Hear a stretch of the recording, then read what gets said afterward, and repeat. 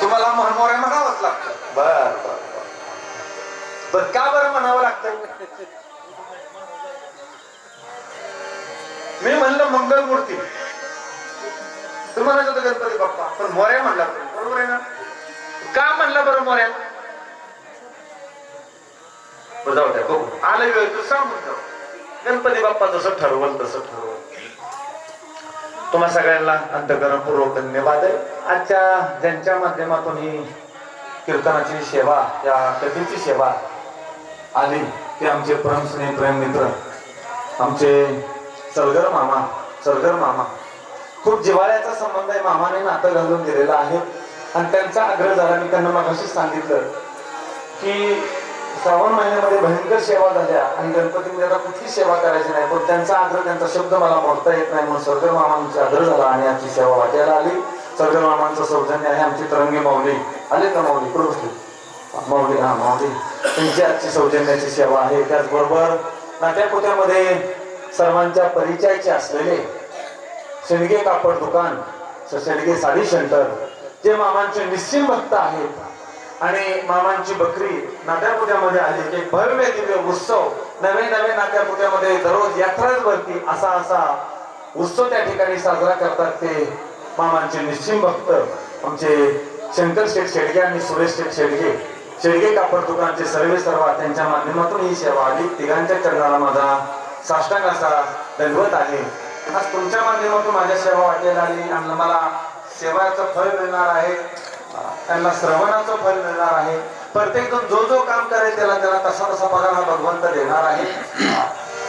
खर्च देणं बाकी तरी औपचारिकता झाली, ही औपचारिकता झाली आणि यांनाही माहिती आहे की त्याच्यासाठी मी कधी सेवा करतच नाही किंवा त्याच्या पाठीमागं पडणारा माणूस मी नाही. परंतु याच्यामधून त्या भगवंताच्या जवळ जायला आपल्याला 5-2 तासाचा कालावधी मिळतो. त्याच्यामधून सगळ्या गोष्टी बाजूला जाताना आपण त्याच्यासाठी एकरूप होत असतो. एक आगळा वेगळा प्रसंग त्या ठिकाणी निर्माण होत असतो. तुमच्याही चरणाला साष्टांग असा दंडवत आहे. आमचे शंकर शेठ आणि सुरेश शेठ, शेडगे कापड दुकान नाट्यपुते, यांचं सुंदर असं नाट्यपुतेमध्ये कापडाचं दुकान आहे. तुम्ही सगळे जात असाल आणि जे जात नसेल त्यांनी आवर्जून जावं. कारण का, मामांचे तर भक्त आहेत, परंतु धर्म कार्याला सदैव हातभार लावणार कुटुंब म्हणजे शेडगे कापड दुकानाचं कुटुंब आहे आणि वारंवार धर्म कार्याला त्यांचं सहकार्य राहिलेलं आहे. अशा कुटुंबाला आपण सहकार्य करणं, त्यांच्या दुकानात जाणं हे आपलं कर्तव्य आहे. नाट्यापुत्यामध्ये माळशिरस तालुक्यामध्ये आजपर्यंत झालं नाही असं कापडाचं भव्य दिव्य शोरूम त्यांच्या ठिकाणी संपन्न करतायत, त्या ठिकाणी बांधतायत आणि त्या दसऱ्याच्या शुभ मुहूर्तावरती त्या शोरूमचं उद्घाटन होणार आहे. एकाच छत्राखाली, एकाच छताखाली सगळ्या वस्तू तुम्हाला मिळल्या पाहिजेत आणि तुमची आमची वणवण थांबली पाहिजे. कारण का, जर तुम्हाला ह्या ग्रामीण भागातून बस्ता भागात जायचं असतं, मोठ्या मोठ्या दुकानांमध्ये जावं लागतं. पण या दोन्ही बंधूंनी नाट्यापुत्याच्या त्या बाजारपेठेमध्ये शेडगे कापड दुकानचं मोठं असं शोरूम आता उभा करत आहेत. येत्या दसऱ्याच्या दिवशी ते शोरूमचं ओपनिंग होणार आहे. सर्वांनी त्या शोरूमला अवश्य एकदा भेट द्या आणि त्या तुम्ही गेला नसाल तर अवश्य त्या दोन्ही भावंडांना भेटा. त्यांचं प्रेम, त्यांची आस्था, त्यांची आपुलकी आणि त्यांचा साधे पण तुमच्या लक्षामध्ये येईल आणि निश्चित स्वरूपामध्ये तुमचं नातं त्यांच्याशी जोडल्याशिवाय राहणार नाही. म्हणून त्यांनाही धन्यवाद देतो. आलेत कशा सुरेश यायला लागलेले आहेत. अभंगाचा भावार्थ आपण अगदी थोडक्यामध्ये बघायचा, कारण ज्याचं खातो त्याचं गुणगान गावं महाराज, बरोबर आहे का नाही? काय म्हणायचंय हे महिनो, काय म्हणायचंय तुम्हाला सांगा. तुमच्या घरचं खाऊन सासू दुसऱ्याची तर कामाला गेलं भाकरी देताल काय? हा म्हणायचं नाही, म्हणा खरं बोलायचं, खोटं बोलायचं नाही देणार का नाही?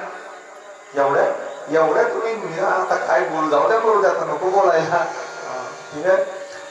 चिंतामणी देवा गणपती श्याना, करावा भोजना तुझे पात्र.